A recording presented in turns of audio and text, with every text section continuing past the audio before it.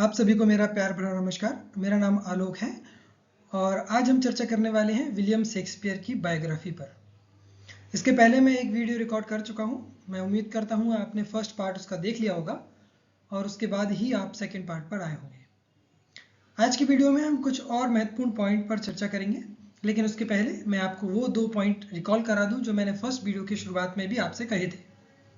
पहला पॉइंट कि आपको नोट्स ज़रूर बनाने हैं। जब भी आप ये वीडियो देखने बैठें, आप एक पेन और एक कॉपी ज़रूर लेकर बैठें और जो भी महत्वपूर्ण पॉइंट आपको लगते हैं उनको आप अपनी नोटबुक में नोट ज़रूर करें। दूसरा महत्वपूर्ण पॉइंट, आपको इस वीडियो के साथ साथ एक बुक को भी रेफ़र करना है, या कोई भी वीडियो को देखते समय आप एक बुक को ज़रूर रेफ़र करें। बुक्स पढ़ना बहुत इंपॉर्टेंट है। बुक से आपको एक वाइड पर्सपेक्टिव समझ में आता है। ओके, तो चलिए आज की वीडियो शुरू करते हैं बिना किसी देरी के। ओके, चलिए तो आज की चर्चा को शुरू करते हैं और सबसे पहले हम देखते हैं आज के क्या पॉइंट्स हैं। हमने पिछले वीडियो में लगभग 48 पॉइंट्स को डिस्कस किया था और ये हमारा अब 49th पॉइंट है, जिसमें कि हम चर्चा करने वाले हैं विलियम शेक्सपियर के ऊपर कौन कौन सी बुक्स लिखी गई हैं। क्योंकि आप जानते हैं विलियम शेक्सपियर अपने आप में एक बहुत ही इंपॉर्टेंट टॉपिक रहे हैं लिटरेचर में, क्योंकि इन्होंने इतने वाइड पर्सपेक्टिव में प्लेज लिखे हैं, सोनेट्स लिखी हैं, तो उन सभी को स्टडी करना, उनको समझना, उनका कॉम्प्रहेंशन करना और उनको एनालिसिस करते हुए नए वर्क्स को इन्वेंट करना या लिखना, ये सभी एक लिंग्विस्ट के लिए एक पढ़ाई का विषय रहा है और रिसर्च का विषय हमेशा से रहा है। तो चूंकि हम पीजीटी और टीजीटी के पर्सपेक्टिव से चीज़ें देख रहे हैं, तो हम वो वर्क्स को देखेंगे कि जो कि विलियम शेक्सपियर की लाइफ के ऊपर लिखे गए हैं और जो कि हमें बहुत सारी इंफॉर्मेशन देते हैं विलियम शेक्सपियर के बारे में, अलग अलग पर्सपेक्टिव में, चाहे उनकी राइटिंग स्टाइल्स हों, चाहे उनकी पर्सनल लाइफ हो, इन सभी पर्सपेक्टिव को हमें ये वर्क्स बताते हैं। चलिए शुरू करते हैं। सबसे पहले जो हमारे सामने आ रहा है वो आ रहा है Hamlet and Oedipus. Hamlet and Oedipus जो एक वर्क है वो किसके द्वारा लिखा गया है? अर्नेस्ट जोन्स के द्वारा लिखा गया है। ये जो इसमें एक मैं आपको एक होमवर्क कह लीजिए, आप इसको, मैं आपको होमवर्क देना चाहता हूँ यहाँ पर, ताकि आप भी थोड़ी सी एक्सरसाइज करें। क्योंकि सिर्फ मैं आपको सारा मटेरियल दे दूँ, आप उसको सुन लें, लिख लें, लर्न हो जाएगा, ऐसा नहीं है। आपके लिए एक बेटर एक्सरसाइज क्या है कि आप इन सभी वर्क्स की ईयर जरूर देखिएगा, पब्लिशिंग ईयर। ऐसा मैं क्यों कह रहा हूँ?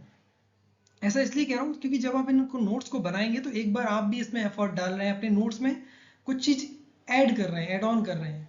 और जब भी आप नोट्स बनाते हैं तो उस नोट्स को इस तरीके से डिज़ाइन करिएगा कि उसमें आप कुछ नया ऐड कर पाएँ, है ना। एक छोटी सी स्पेस छोड़ दीजिए हर टॉपिक के बाद।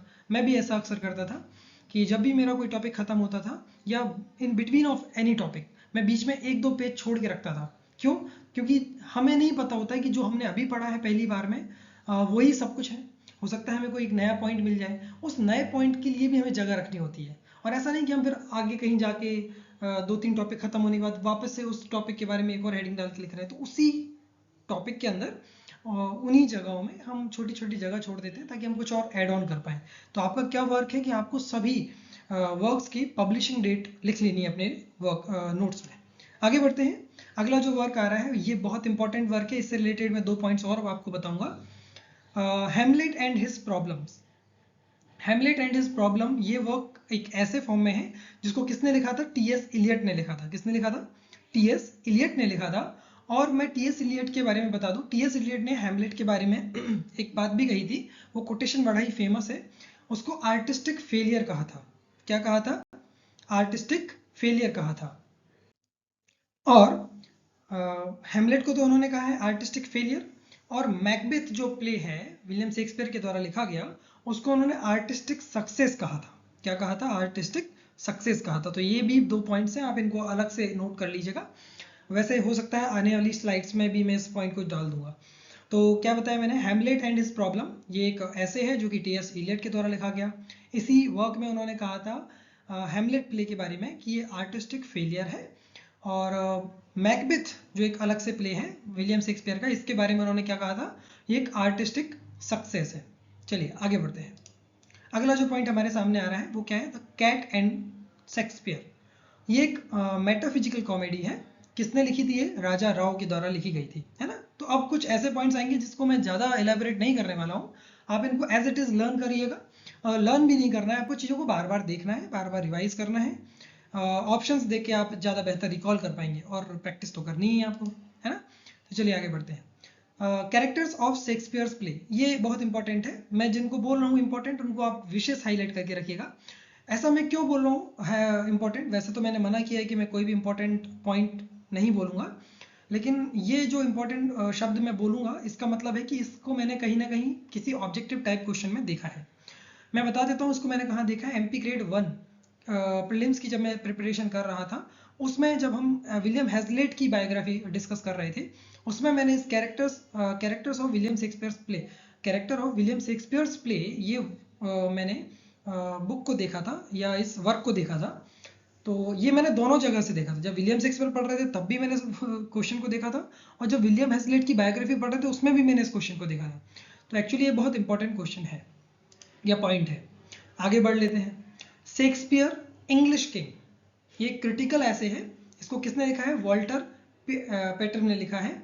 ये एक क्रिटिकल ऐसे, इस चीज़ को भी आप याद रखते जाइएगा, क्योंकि क्वेश्चन कई बार इस तरीके से भी बन जाता है कि शेक्सपियर इंग्लिश किंग ये क्या है, कैसे है, या एक कॉमेडी है, क्या है ये, तो उसका टाइप भी आपको पूछा जा सकता है।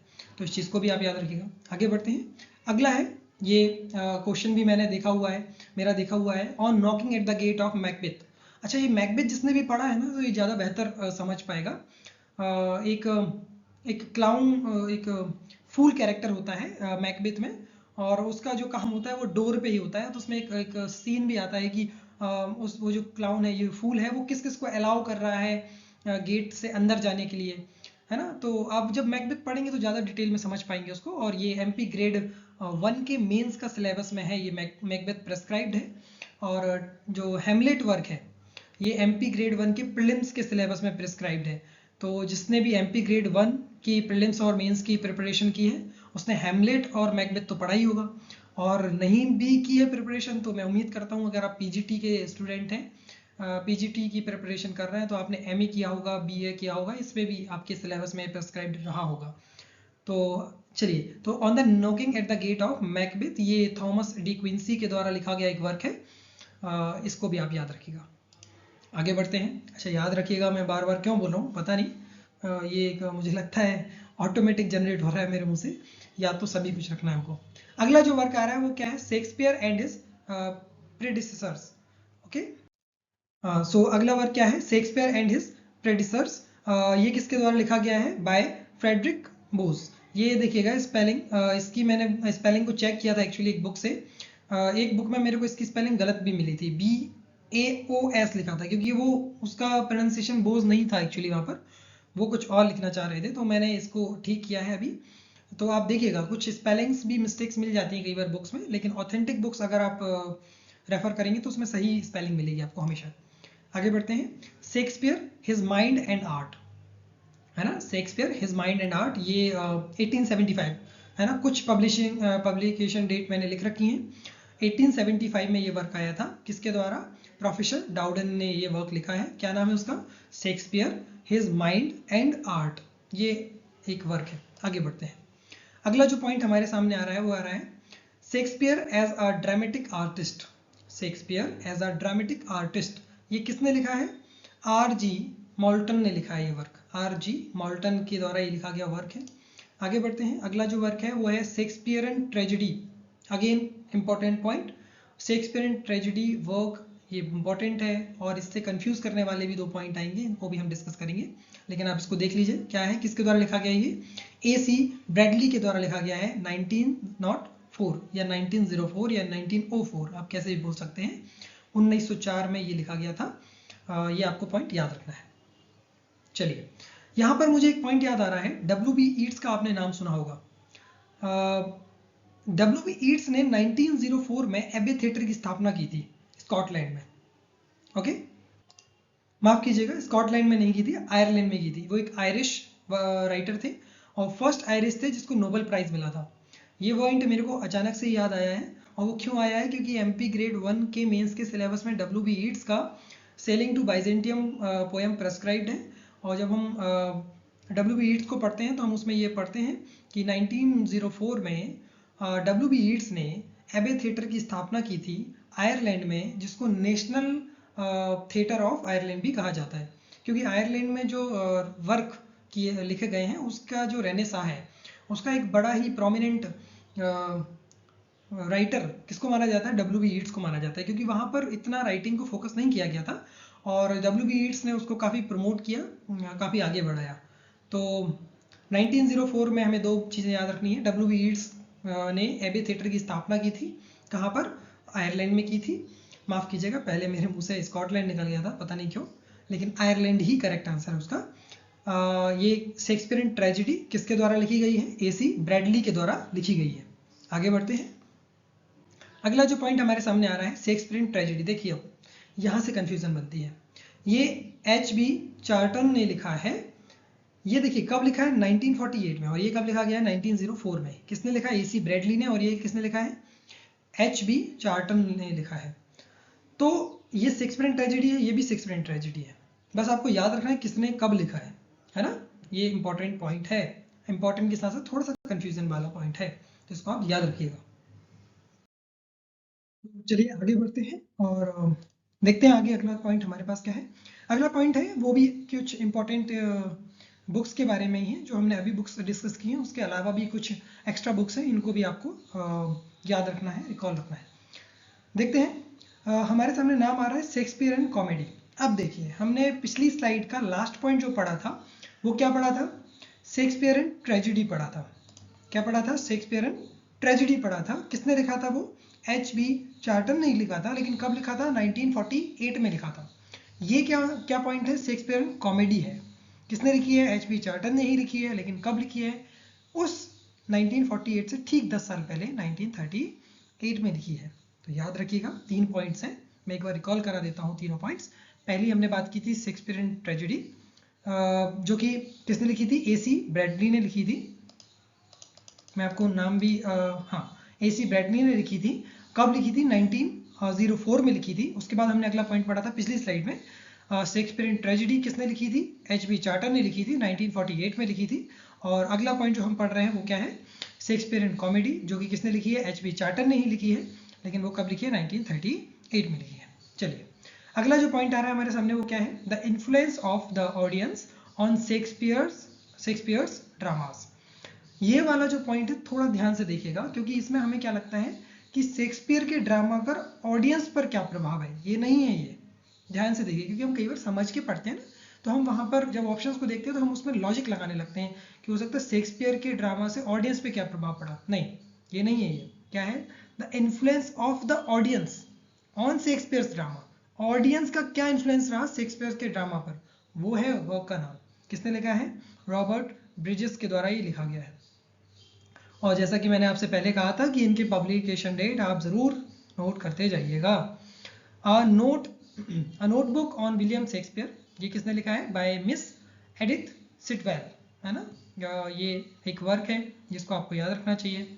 अगला जो दो वर्क आ रहे हैं वो किसने लिखे हैं, विल्सन नाइट ने लिखे हैं। विल्सन नाइट ने ये वर्क लिखा है, क्या क्या है वो, a crown of life, the wheel of fire, a crown of life and the wheel of fire. ये किसने लिखा है, विल्सन नाइट के द्वारा ये लिखा गया वर्क है, ये बुक है। आगे बढ़ते हैं, ऑक्सफोर्ड लेक्चर ऑन पोइट्री। अब देखिए ये जो वर्क है इसमें कहीं भी विलियम शेक्सपियर का जिक्र नहीं है, लेकिन एक्चुअली विलियम शेक्सपियर को ही पॉइंट आउट करते हुए या उनके बारे में ही ये वर्क लिखा गया है, जिसका नाम क्या है, ऑक्सफोर्ड लेक्चर ऑन पोइट्री। किसने लिखा है, एसी ब्रैडली।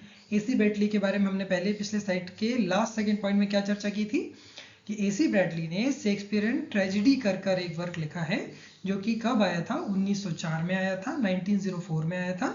उसी साल में 1904 में डब्ल्यू.बी. ईट्स ने एबे थिएटर की स्थापना की थी। कहाँ पर की थी, कहाँ पर की थी, स्कॉटलैंड में नहीं की थी, आयरलैंड में की थी, ठीक है। और डब्ल्यू.बी. ईट्स कौन है, डब्ल्यू.बी. ईट्स वो शख्स हैं जो कि आयरलैंड के पहले शख्स हैं जिनको नोबेल प्राइज प्राप्त हुआ था। Okay okay, some account on the life of the William Shakespeare. ये देखिए निकोलस रो, आपको याद आ रहा होगा, हमने पिछले फर्स्ट वीडियो में ये बात की थी कि Nicholas Rowe is considered as first biographer of William Shakespeare, और इन्होंने ही अपनी बुक, उस बुक का नाम देख लीजिए, some account on the life of William Shakespeare, जो कि 1709 में आई थी, इस बुक में ही जिक्र किया था। क्या जिक्र किया था कि विलियम शेक्सपियर लंदन छोड़कर क्यों भाग गए थे, क्योंकि उनके ऊपर एक डियर पोचिंग का एक्यूजिशन लगा था और उस सजा से बचने के लिए वहां से स्केप कर गए थे। ये उन्होंने अपनी बुक में जिक्र किया है। अगला पॉइंट देखते हैं। ये लिखा है first biographer of William Shakespeare consider किए जाते हैं। अगला जो वर्क है वो क्या है, the fools of William Shakespeare by Ward Frederick, है ना। वॉर्ड फेडरिक ने एक वर्क लिखा है the fools of William Shakespeare. अभी फूल्स ऑफ विलियम शेक्सपियर क्या है भाई, आप जानते होंगे, आपने मैकबेथ या हैमलेट पढ़ा होगा, तो उसमें आपने कुछ फूल कैरेक्टर्स देखे होंगे। जैसे कि हैमलेट में हमने देखा है योरिक है, मैकबेथ में हमने देखा है जो पॉटर है ना, ड्रंकन पॉटर। तो ये क्या है, फूल कैरेक्टर्स हैं। तो इसके ऊपर ही एनालिसिस किया। देखिए ना, जब आप किसी राइटर को पढ़ते हैं ना, तो आपको बहुत सारे पर्सपेक्टिव मिलते हैं, आप किसी पे भी रिसर्च कर सकते हो। मतलब उसके वे ऑफ राइटिंग पे आप काम कर सकते हो। तो आप देखिए इसने किस चीज़ पर लिखा है, the fools of William Shakespeare, है ना। तो उसके ऊपर भी कई सारे वर्क लिखे गए हैं।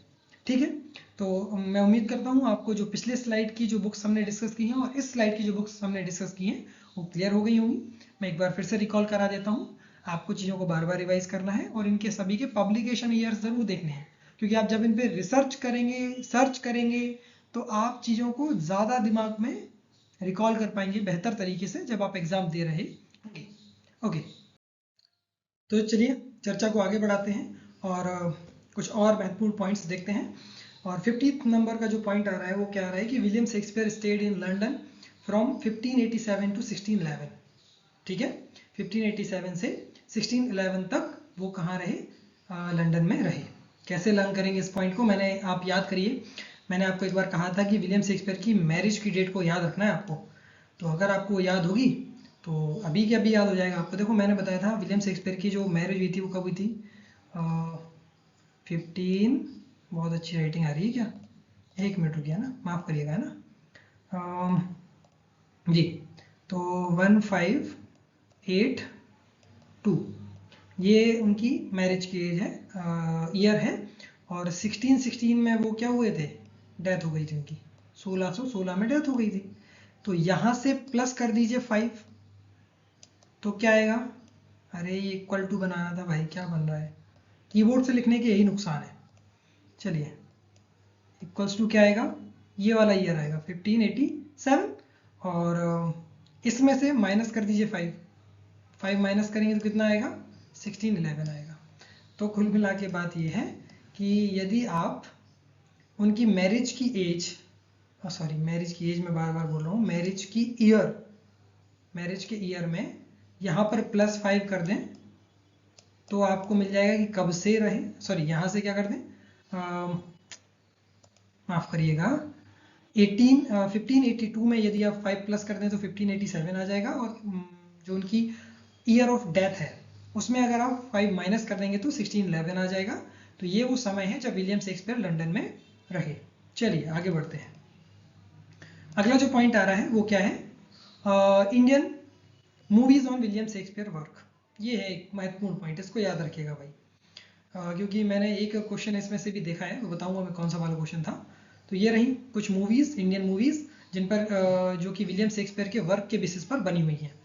एक जो लेटेस्ट मूवी आपने देखी होगी ये है हैदर मूवी, देखी होगी आपने, शाहिद कपूर की वो मूवी है ना, जो कि हैमलेट के ऊपर बनी हुई है। तो अंगूर नाम की एक मूवी है जो कि कॉमेडी ऑफ एरर्स के ऊपर बनी हुई है। कॉमेडी ऑफ एरर्स के बारे में हमने बात की थी शायद, कि ये क्या है, स्मॉलेस्ट प्ले है विलियम शेक्सपियर का। कंफ्यूज नहीं होना है, विलियम शेक्सपियर का स्मॉलेस्ट प्ले तो कॉमेडी ऑफ एरर है, लेकिन 4 ग्रेट ट्रेजिडीज जो हैं उनमें से सबसे स्मॉलेस्ट कौन सा है, मैकबेथ है ना, हॉकम जिसका शॉर्ट फॉर्म है, हम चर्चा भी करेंगे उसके बारे में। चलिए औकारा नाम, ओंकारा है ना, ओंकारा नाम का जो एक वर्क है जो कि ओथेलो के ऊपर बेस्ड है, ये मूवी है जो कि ओथेलो के ऊपर बेस्ड है। देन सौदागर नाम का जो वर्क है रोमियो एंड जूलियट के ऊपर बेस्ड है।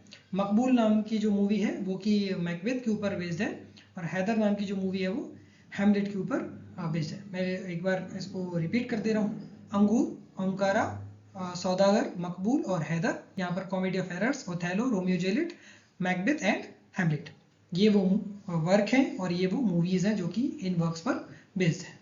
आगे बढ़ते हैं। हमने प्रोफेसर डाउडन की बात की थी पिछले स्लाइड में, जिन्होंने विलियम शेक्सपियर के बारे में एक बुक लिखी है। उन्होंने विलियम शेक्सपियर के कैरियर को का डिवीज़न किया है। उस डिवीज़न को आप समझ लीजिए। यहाँ पर मैंने एक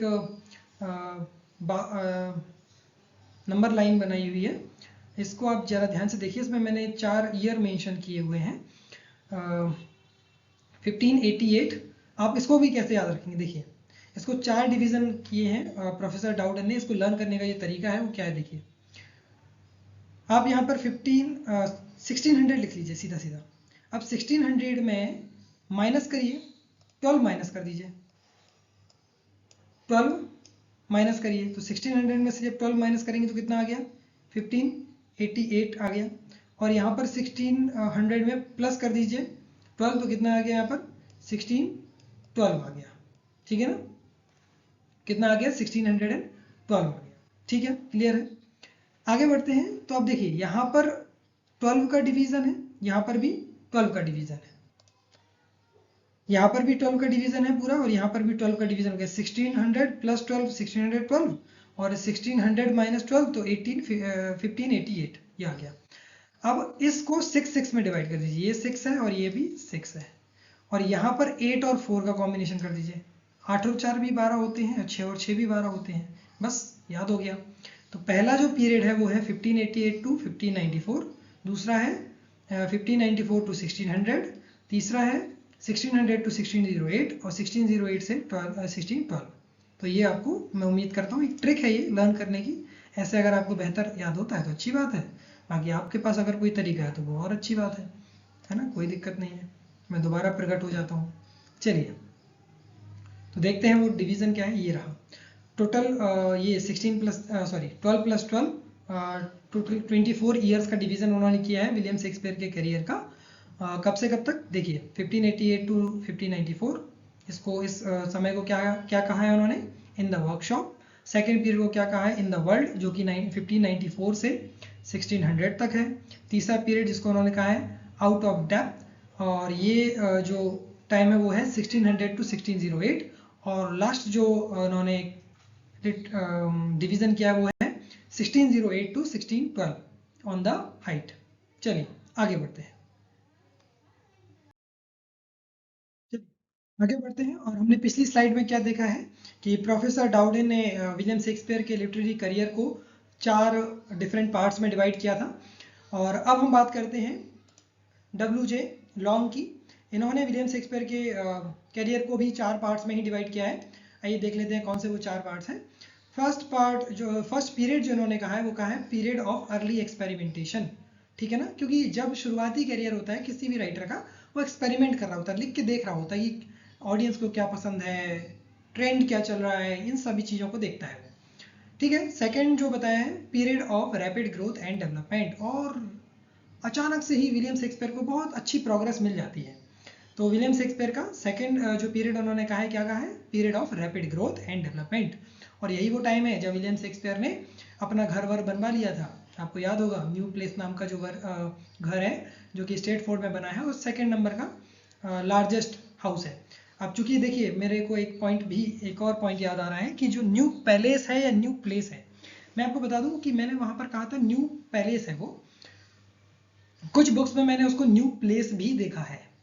तो चूंकि मैंने दोनों ही प्रकार की बुक्स देखी, new palace and new place, तो आपको कंफ्यूज नहीं होना है।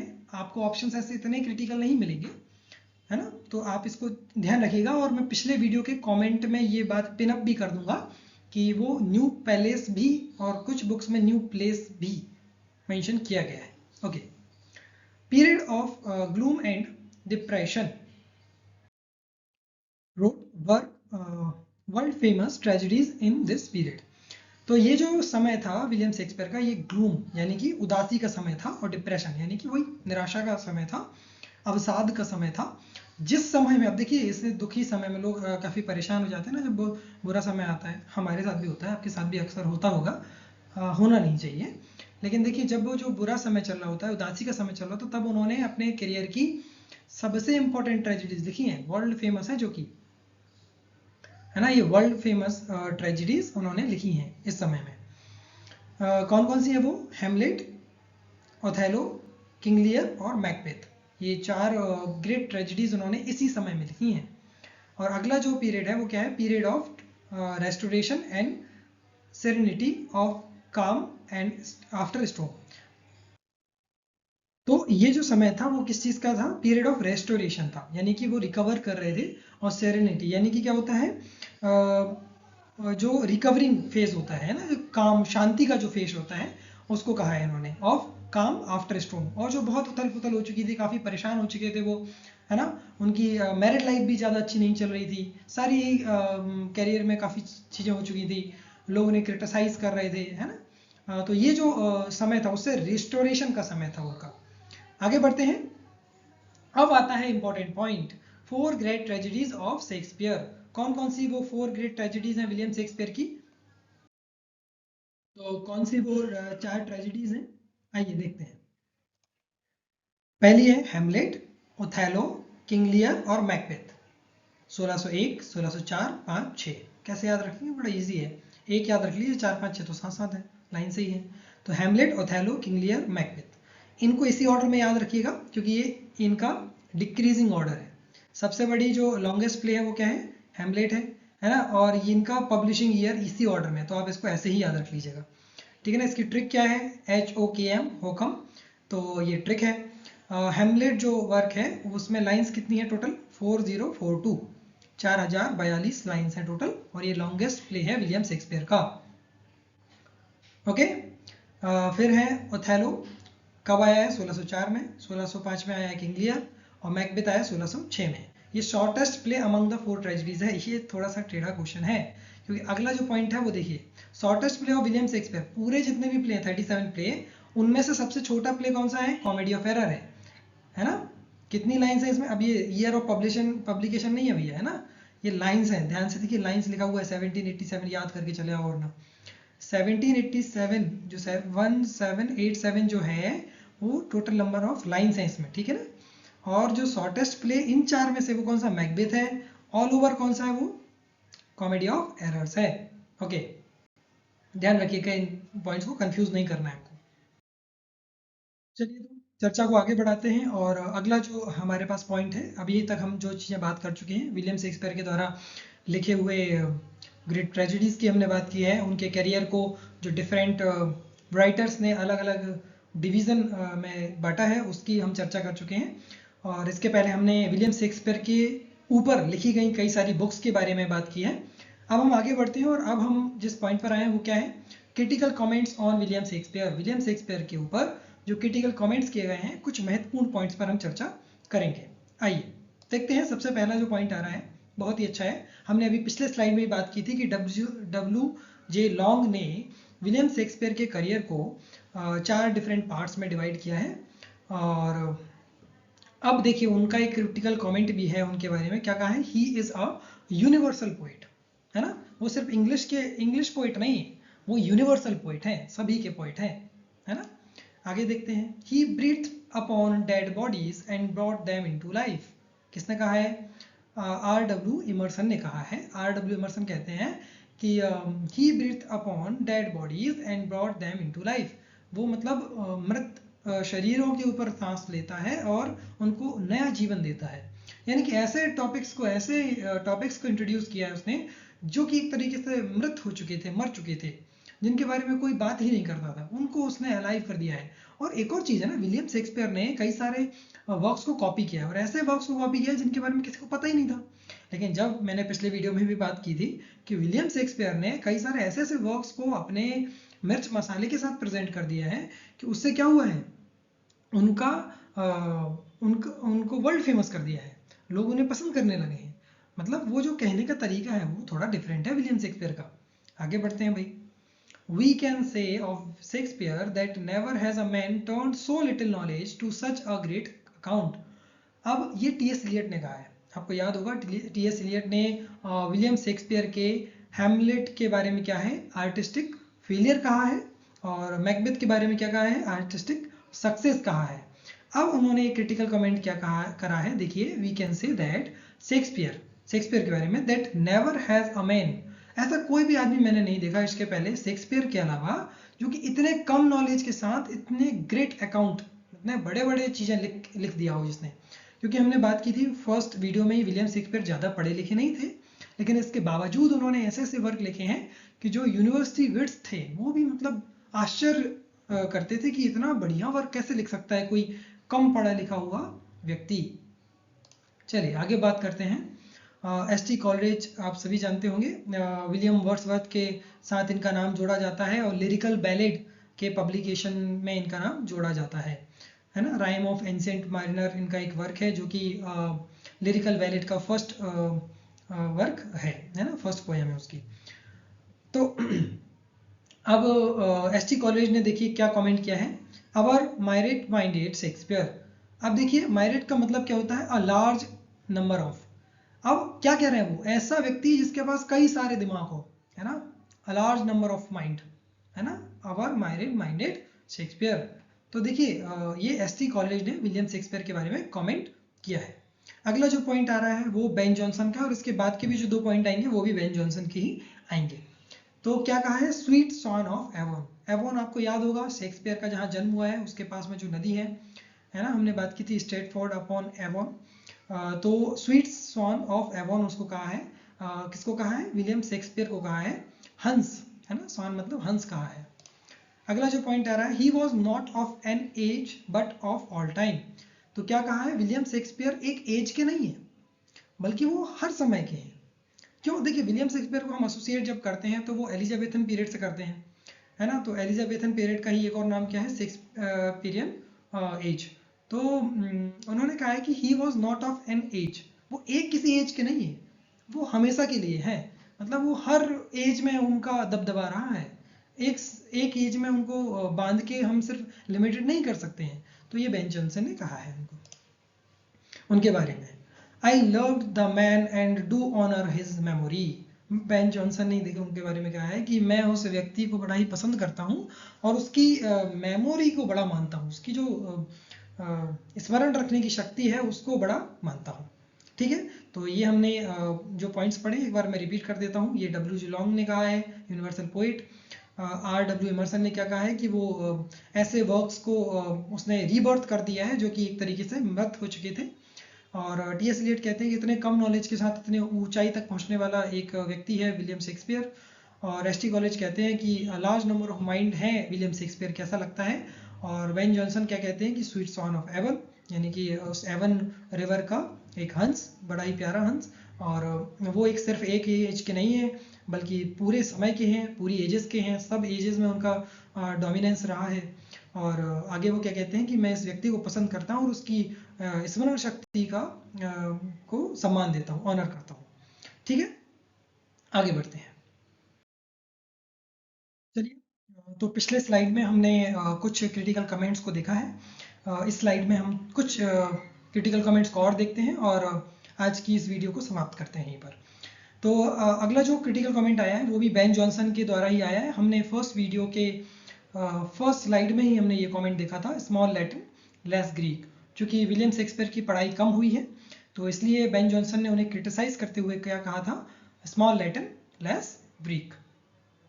चलिए आगे बढ़ते हैं। Soul of the age, the applause, delight, the wonder of our stage. ये किसने कहा है, बेन जॉनसन ने कहा है ना। बेन जॉनसन ने काफ़ी उनको तारीफ की है बीच में। सोल ऑफ एजेस हमने अभी पिछले स्लाइड में बात की थी, उन्होंने कहा था he was not of an ages but of all time. तो वो कह रहे हैं कि जिस एज के तो वो है उसकी तो वो आत्मा है। क्योंकि आत्मा क्यों है, क्योंकि देखिए ना उस एज को विलियम शेक्सपियर के नाम से ही जाना जाता है ना, और उनकी प्रशंसा की है ना, प्लीज किया है, a wonder of our stage, है ना, एक क्या है वो चमत्कार की तरह है हमारे इस समय के। आगे देखते हैं। I admire him but I love Shakespeare. अब देखिए ये हिम जो है ना, इसको कंफ्यूज नहीं करना है।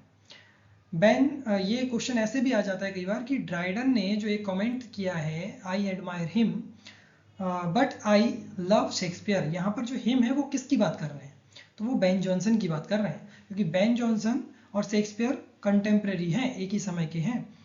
और ड्राइडन जो है, ड्राइडन क्या कह रहे हैं शेक्सपियर के बारे में जो कि ड्राइडन जो है वो क्या है, रेस्टोरेशन समय के हैं। तो वो क्या कह रहे हैं कि आई एडमायर, मैं एडमायर तो किसको करता हूँ, बेन जॉनसन को करता हूँ, लेकिन मैं प्रेम किससे करता हूँ, मुझे पसंद कौन है, शेक्सपियर पसंद है, किसने कहा है? जॉन ड्राइडन ने कहा है, जो कि रेस्टोरेशन समय के हैं।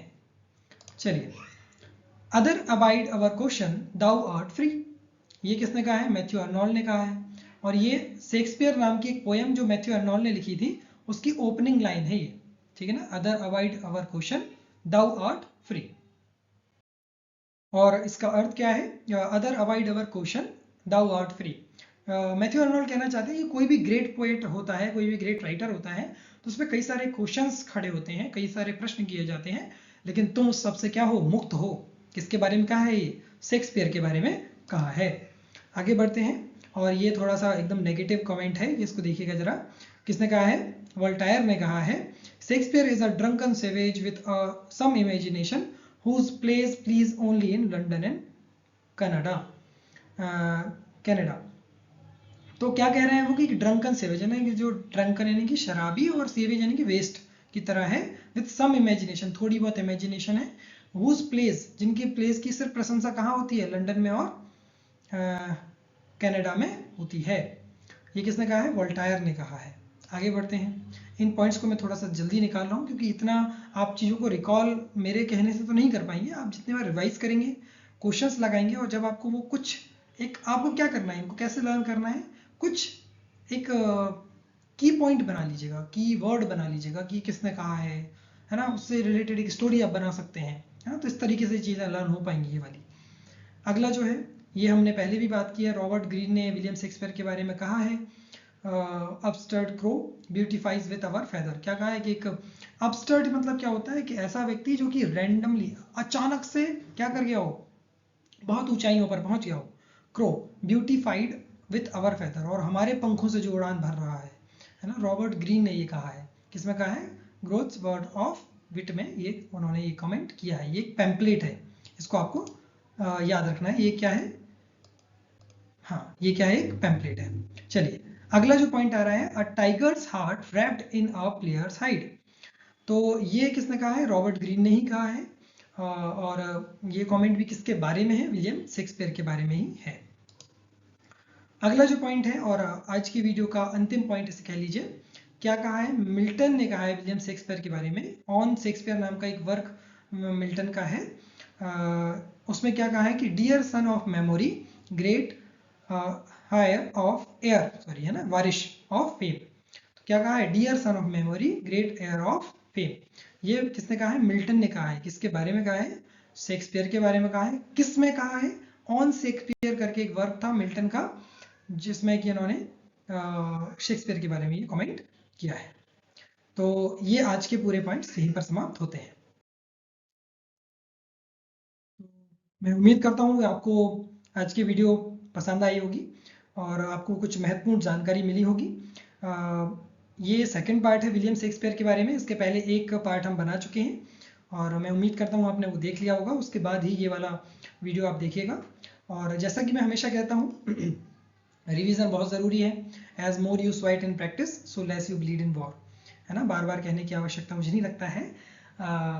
और एक और बात, जो मैंने दो महत्वपूर्ण बातें वीडियो के शुरुआत में कही थी, मैं उनको एक बार दोहरा देता हूँ।